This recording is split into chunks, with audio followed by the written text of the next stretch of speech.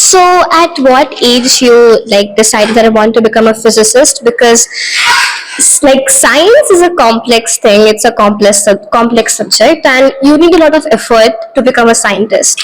So, when did you decide that I want to become a scientist? I think when I wanted to become a scientist was perhaps like at the age 12, grade 12. And when I was going to become a physicist was after MSc. Up till MSc, one could do mathematics or physics, they were similar. I couldn't even tell the difference between physics and mathematics at that time. There is a subject called mathematical physics, which is something in between both. And so you cannot tell if Maxwell was a physicist or a mathematician. I'm not so great as Maxwell, but I'm saying that the subject ambiguity is still there. And but at some stage you realize that for me, some of the mathematics questions were very intricate and hair splitting type, and I was not cut out to sort of spend my lifetime answering them. So I chose to become a physicist because that seemed more comfortable for me. I'm sure some other people will find mathematics more suited to their taste, and they are welcome to it. It's a personal choice. It is not really a comment on the subject. So, sir, the three major awards you have won: the Padma Bhushan in 2023, the Boltzmann Medal 2022, and the Shanti Swarup Bhatnagar Prize 1991. Sir, is there any feeling of the more happiness or the less happiness according to awards?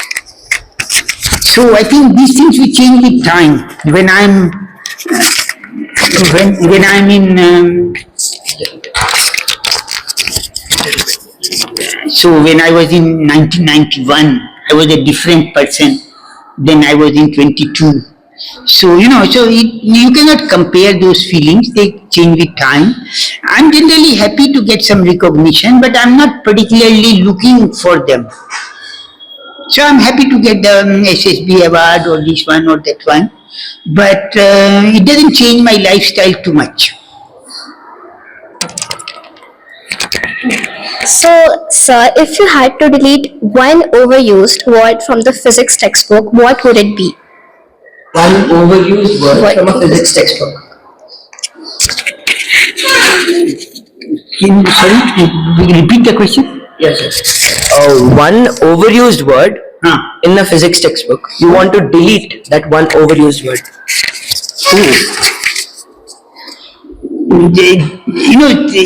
I think, and let me just say this because the students don't always appreciate it.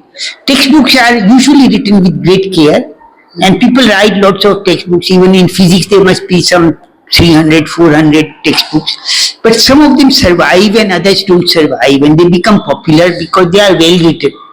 To that degree, you cannot really change it too much. Of course, there are still better textbooks and worse textbooks, but changing one word will not change the quality of the textbook.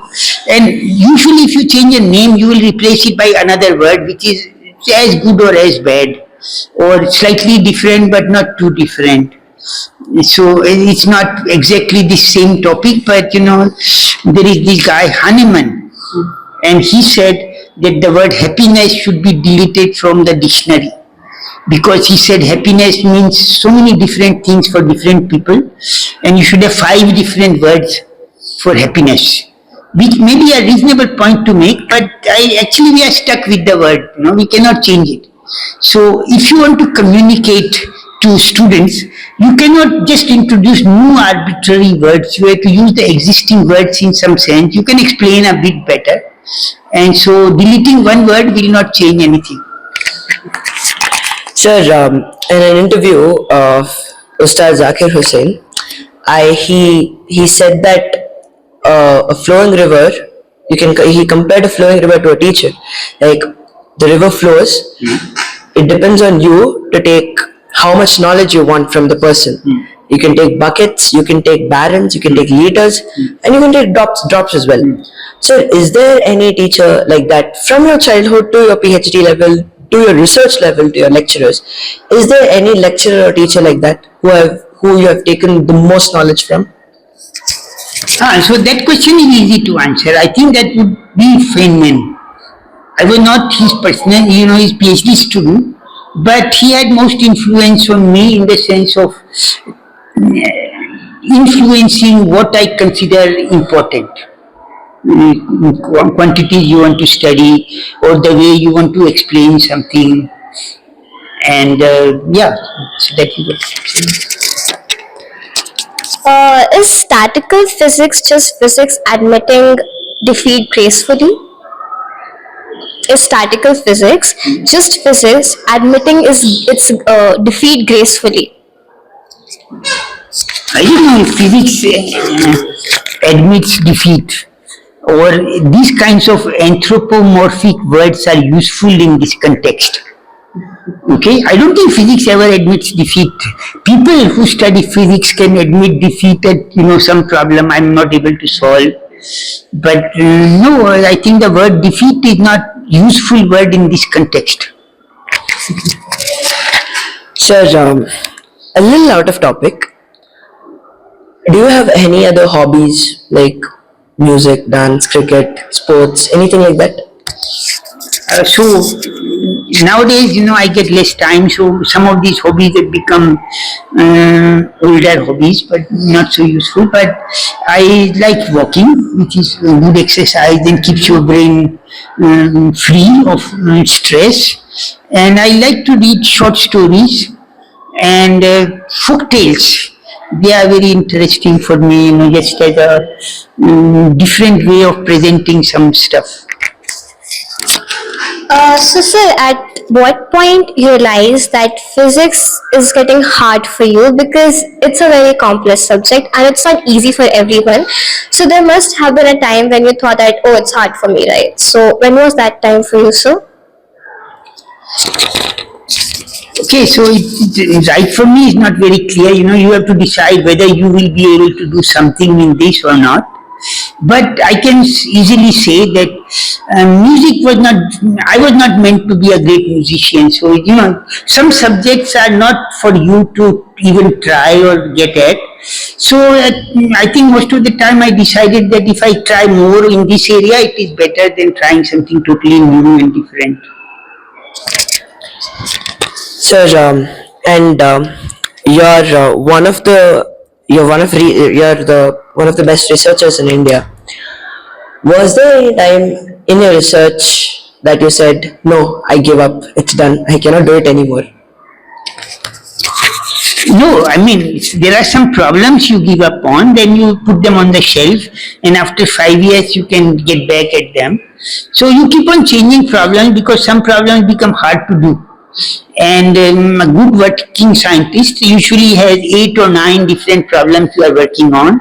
7 of them you make no progress. On the 8th one you make some progress, and that is how it works. If you weren't a physicist, what would you have been doing? Like any other? Okay, if I was not a physicist, I would perhaps be mathematician is the closest that I can come to. I can teach other branches of science, but they are not, I'm not particularly excited about them, but I can try to explain some simple mathematics stuff to people. So it's very tight. You have to be quick. Okay. Is physics still full of unsolved mysteries? Yes. Sir. Okay. Yes. Can small ideas lead to big scientific revolutions? Yes. Is mathematics the true language of nature? Not always. Does chance play a role in the universe? Of course. Can complex behavior arise from simple laws? Yes. Is collaboration more important than competition in science? Yes. Can science thrive without curiosity? No. Should students question their teachers more often in science? Yeah. Is learning more important than knowing?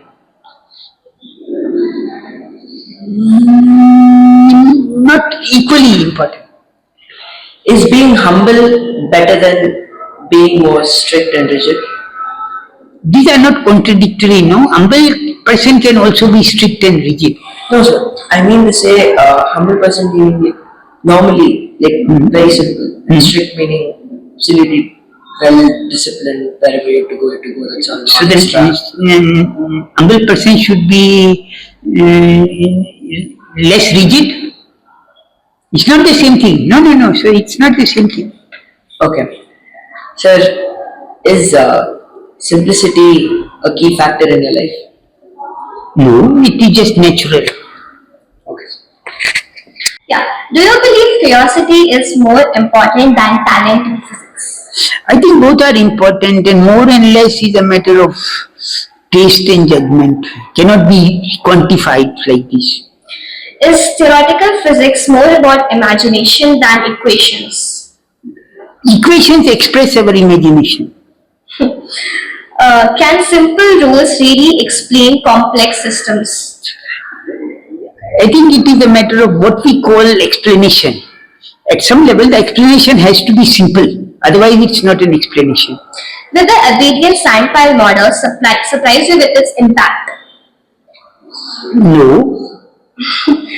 Is randomness essential to understanding the nature?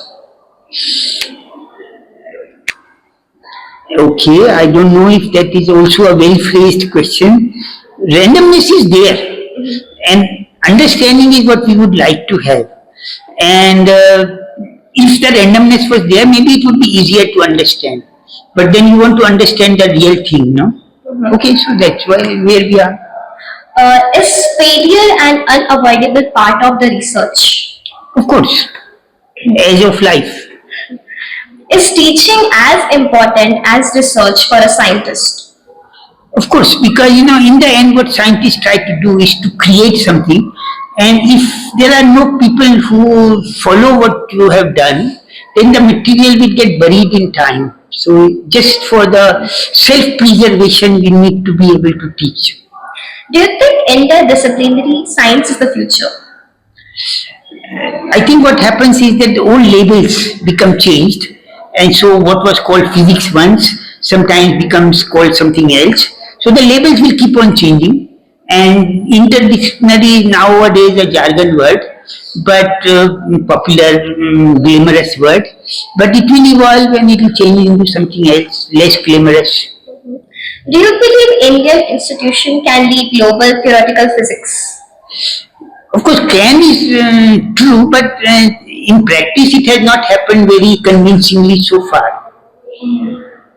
Would you still choose physics if you had to start over today? Yeah, sure. Do you believe curiosity is more important than talent in physics? I don't know, I cannot distinguish. These are abstract words and I don't really know when